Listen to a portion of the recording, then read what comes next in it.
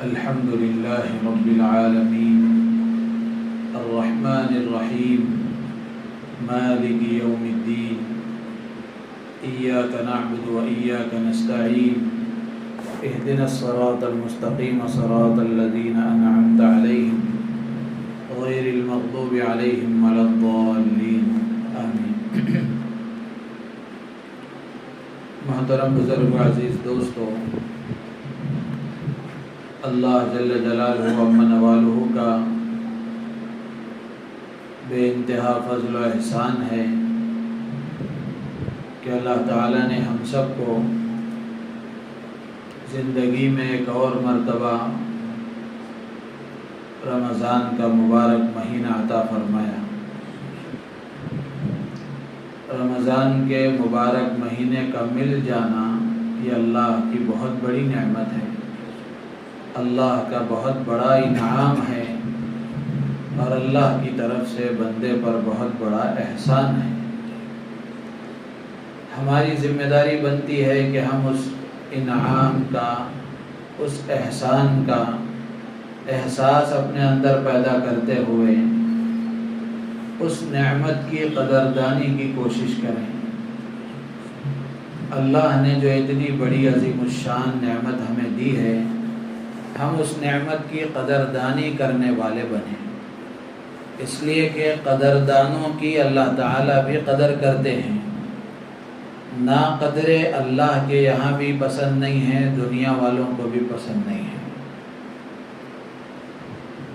نعمت کی قدردانی یہ اللہ کو بہت پسند ہے، تو اس لیے ہم سب کی ذمہ داری ہے کہ ہم اللہ سے اس بات کی دعا کریں اور اللہ سے بھیک مانگیں، توفیق کی بھیک مانگیں کہ اللہ تعالی ہم سب کو اس مبارک مہینے کی قدر کرنے کی توفیق عطا فرمائے۔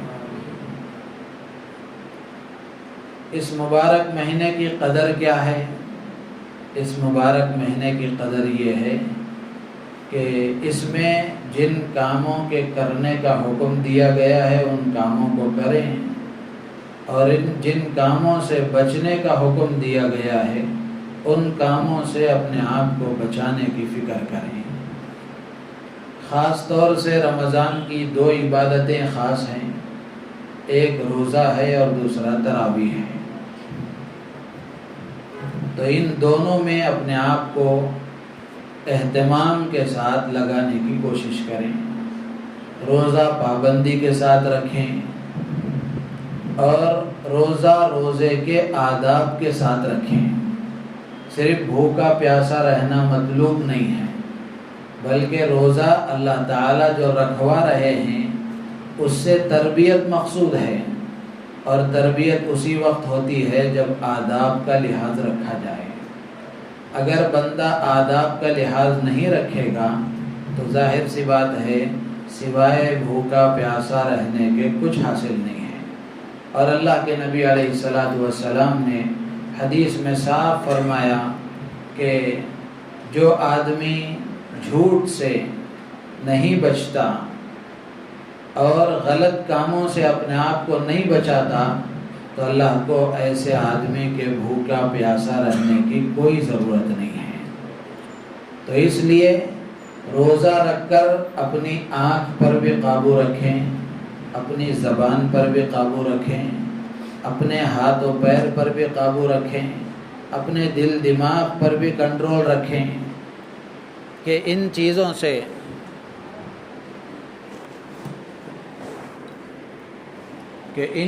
سے کوئی غلط کام سرزد نہ ہونے پائے، اللہ کی کوئی نافرمانی ہم سے صادر نہ ہو، اللہ کی نافرمانی سے ہم اپنے آپ کو بچائیں۔ اور اسی طریقے سے دوسرا کام تراویح کا ہے۔ تراویح کے معاملے میں عموماً جو مسجدوں کی صورتحال ہے کہ پہلے دن، دوسرے دن، پہلا عشرہ بہت زیادہ مسجدیں بھری ہوئی رہتی ہیں، آباد رہتی ہیں۔ جیسے جیسے رمضان کے دن گھٹنا شروع ہوتے ہیں ویسے ویسے مصلی بھی گھٹنا شروع ہو جاتے ہیں۔ یہ دوغلا پن ہے،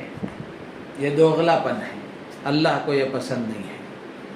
رمضان کا جیسا پہلا دن مقدس ہے ویسے آخری دن بھی مقدس ہے، ہر دن قیمتی ہے، ہر دن قیمتی ہے۔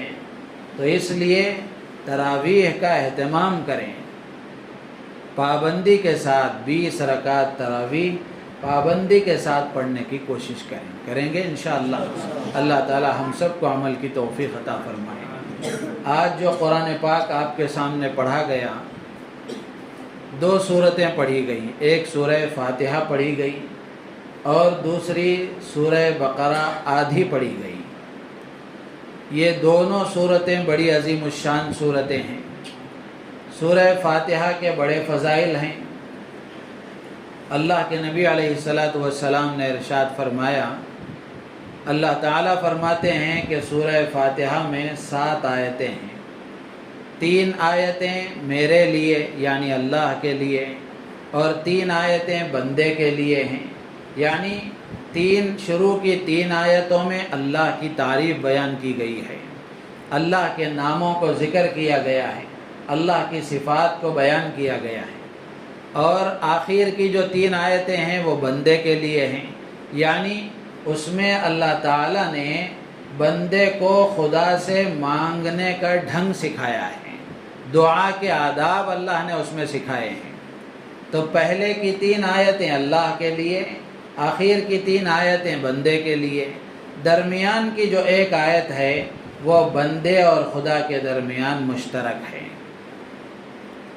اللہ تعالیٰ فرماتے ہیں کہ بندہ جب الحمدللہ رب العالمین کہتا ہے، اللہ تعالیٰ کہتے ہیں کہ میرے بندے نے میری تعریف کی، میری حمد بیان کی، اور جب الرحمن الرحیم کہتا ہے تو پھر اللہ تعالیٰ فرماتے ہیں کہ میرے بندے نے میری ثنا، مدح، تعریف بیان کی، اور جب مالک یوم الدین بندہ کہتا ہے، اللہ کہتے ہیں مجدنی عبدی، میرے رب نے میری بڑائی اور بزرگی بیان کی۔ پھر اس کے بعد جب بندہ آگے کی دعائیں مانگتا ہے تو اللہ تعالیٰ فرماتے ہیں کہ اے بندے جو تو مانگتا ہے وہ تیرے لیے ہے۔ تو سورہ فاتحہ بڑی عظیم الشان سورت ہے۔ اللہ کے نبی علیہ السلام نے ارشاد فرمایا کہ سورہ فاتحہ میں ہر بیماری سے شفا ہے، اور اس سورت کا ایک نام سورۃ الشفا بھی ہے۔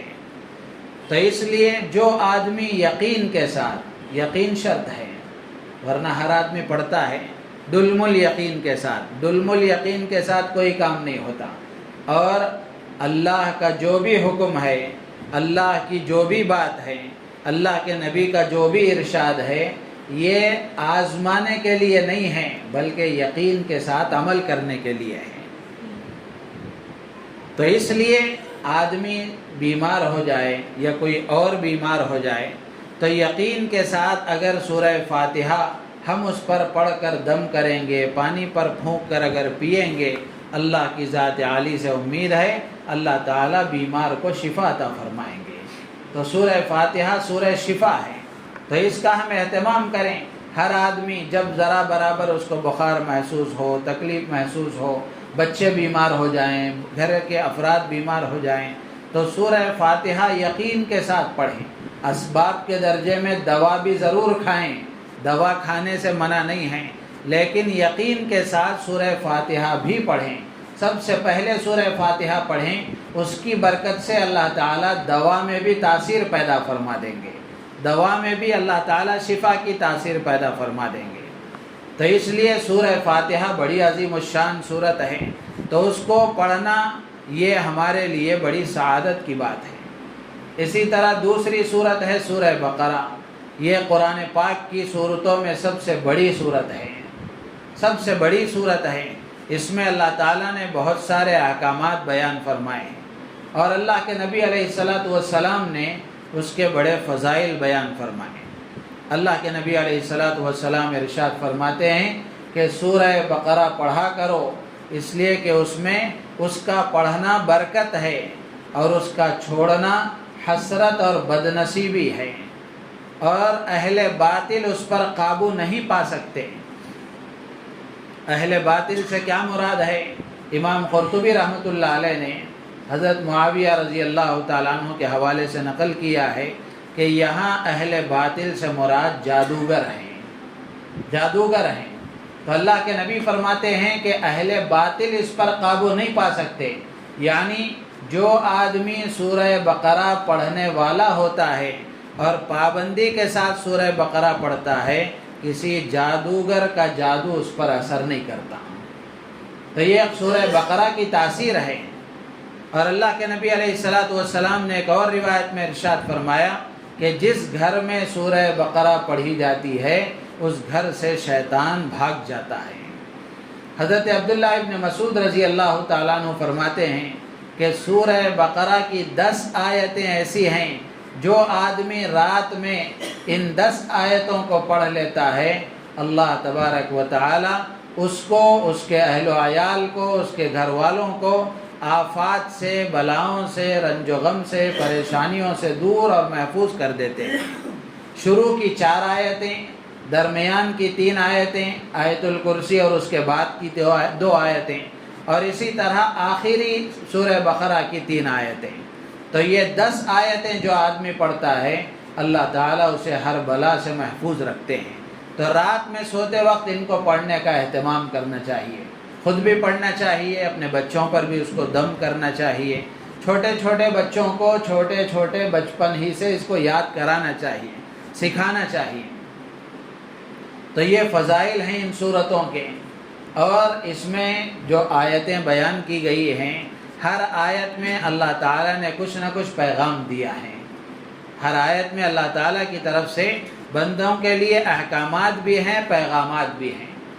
تو اس موقع پر میں یہی بات عرض کرنا چاہوں گا، ان 2 صورتوں کے فضائل آپ کے سامنے اس لیے بیان کیے گئے تاکہ ہم ان صورتوں پر عمل کرنے والے بنیں، ان صورتوں کو پڑھنے والے بنیں، یاد کریں اور روزانہ اس کی تلاوت کریں۔ 40 دن کا جو عدد ہے اس عدد کی ایک تاثیر ہے، باقی حدیث میں 40 دن پڑھنے کی وجہ سے سورہ بقرہ کی کوئی فضیلت نہیں ہے۔ باقی اللہ کے نبی نے یہ بات ارشاد فرمائی ہے کہ جو آدمی سورہ بقرہ جس گھر میں پڑھی جاتی ہے اللہ تعالیٰ اس گھر سے شیطان کو دور کر دیتے ہیں، بھگا دیتے ہیں۔ تو اس لیے قرآن یہ اللہ کی ایسی کتاب ہے کہ جو آدمی اس سے وابستہ ہوتا ہے، اس سے اپنا تعلق بناتا ہے، اس کو پڑھتا ہے، اس کو سمجھتا ہے، اس پر عمل کرتا ہے، تو دنیا کی کامیابیاں بھی اللہ تعالیٰ اس کو عطا فرماتے ہیں، آخرت کی کامیابیوں سے بھی اللہ تعالیٰ اسے مالا مال فرماتے ہیں۔ قرآن میں شفا ہے، جیسے آپ کے سامنے ابھی عرض کیا گیا کہ قرآن یہ شفا کا سبب بھی ہے، اس سے دنیا کی تکلیفیں بھی دور ہوتی ہیں، آخرت کی تکلیفیں بھی دور ہوتی ہیں، اور جو آدمی اس پر عمل کرتا ہے دنیا میں بھی اس کے لیے نجات کا ذریعہ ہے، آخرت میں بھی اس کے لیے نجات کا ذریعہ ہے۔ آج امت کی پستی، ذلت اور امت پر جو عذاب مسلط ہے، جن پریشانیوں سے امت گزر رہی ہے، ان پریشانیوں کے اسباب میں سے ایک بڑا سبب یہ ہے کہ امت کے ایک بڑے طبقے نے قرآن کو چھوڑ دیا۔ امت کے ایک بڑے طبقے نے قرآن کو چھوڑ دیا۔ امت کا ایک بڑا طبقہ ایسا ہے، مردوں کا، عورتوں کا، بچوں کا، جو قرآن کو اپنے لیے لازم نہیں سمجھتے۔ قرآن پڑھنا، قرآن سیکھنا، قرآن سمجھنا، قرآن پر عمل کرنا، یہ قرآن کا ہر مسلمان پر حق ہے، ہر مسلمان پر حق ہے۔ لیکن ہر آدمی اپنے سینے پر ہاتھ رکھ کر غور کرے اور سوچے کہ کیا قرآن سے میرا کوئی تعلق ہے؟ کیا مجھے قرآن پڑھنا آتا ہے؟ کیا میں روزانہ قرآن کی تلاوت کرتا ہوں؟ کیا میں قرآن کو سمجھنے کی میں نے کبھی کوشش کی ہے؟ یہ قرآن جس کے بارے میں اللہ نے فرمایا ہدی للناس، کہ یہ قرآن ہدایت کا ذریعہ ہے، انسانیت کے لیے اللہ نے اس کو ہدایت کا ذریعہ بنا کر بھیجا ہے، تو اس قرآن سے ہمارا رشتہ کیسا مضبوط ہونا چاہیے، لیکن ہمارا اس کے ساتھ کیا سلوک ہے؟ ہر آدمی اپنے بارے میں غور کریں، اور جو مہینہ اللہ نے ہمیں عطا فرمایا ہے، جس کی آج پہلی رات ہے، یہ رمضان کا مہینہ، اس کا تعارف کراتے ہوئے خود قرآن میں اللہ نے فرمایا یہ رمضان کا مہینہ وہ ہے جس میں قرآن کو نازل کیا گیا، قرآن کو نازل کیا گیا۔ تو رمضان قرآن کا مہینہ ہے، تو اس لیے جن کو قرآن پڑھنا آتا ہے، اللہ نے ان کو توفیق دی، انہوں نے سیکھا، صحیح پڑھنے کی انہوں نے کوشش کی ہے، تو ان سے ہماری درخواست ہے کہ وہ روزانہ قرآن پڑھنے کو اپنا معمول بنائیں، روزانہ قرآن کی تلاوت کریں، پڑھیں۔ اور اسی طریقے سے جن کو پڑھنا نہیں آتا وہ کسی حافظ قرآن سے، کسی عالم دین سے، کسی مفتی سے، کسی نہ کسی عالم سے، حافظ سے رابطہ کر کے قرآن سیکھنے کی کوشش کریں، قرآن سیکھنے کی کوشش کریں۔ زندگی کا ایک بڑا حصہ گزر گیا، زندگی کا ایک بڑا حصہ ہماری زندگی سے نکل گیا، لیکن قرآن کو سیکھنے کی فکر ہمارے اندر پیدا نہیں ہوئی، تو پھر یہ قرآن کی حق تلفی ہے، اور قیامت کے دن قرآن اپنے حق کا مطالبہ کرے گا، قرآن اپنے حق کا مطالبہ کرے گا۔ تو اس لیے میرے عزیز و دوست بزرگوں، آج یہی بات عرض کرنی تھی۔ 2 سورتوں کے فضائل میں نے عرض کیے، اور دوسری بات یہی عرض کرنی تھی کہ ہر مسلمان کو قرآن سے اپنا رشتہ مضبوط کرنا چاہیے، قرآن کی تلاوت کرنا چاہیے، قرآن کو پڑھنا سیکھنا چاہیے، اور قرآن کا ترجمہ، اس کے معانی، اس کے مطالب کسی عالم دین کی نگرانی میں اس کو سیکھنا سمجھنا چاہیے۔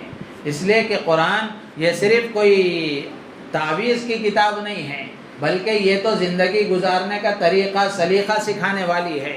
اس کو سمجھنا، اس کو پڑھنا اور اس پر عمل کرنا یہ ہر مسلمان کے لیے ضروری ہے۔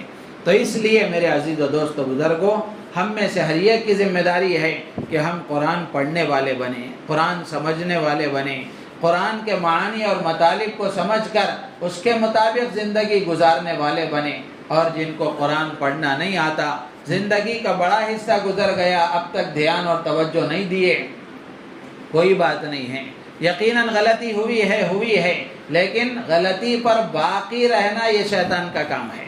غلطی ہو گئی، اس سے توبہ کر لینا، اللہ سے معافی مانگ لینا، اور اس غلطی سے توبہ کر کے آگے قرآن سیکھنے کی کوئی نہ کوئی ترتیب بنانا، یہ ایک مسلمان کا شیوا ہے، مسلمان کی شان ہے۔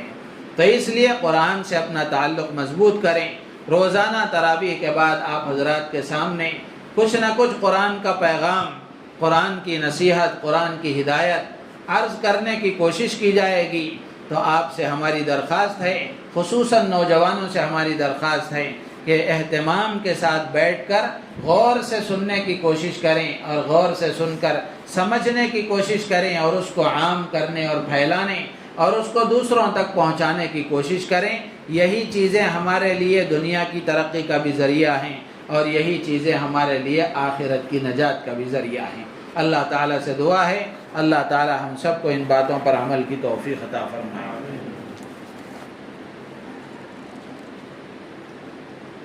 ایک 2 خاتون ہیں، ان کے لیے دعائے صحت کی درخواست کی گئی ہے۔ دعا فرمائے اللہ تعالیٰ ان دونوں خاتونوں کو اور امت کے تمام بیماروں کو اللہ تعالیٰ صحت و عافیت عطا فرمائے۔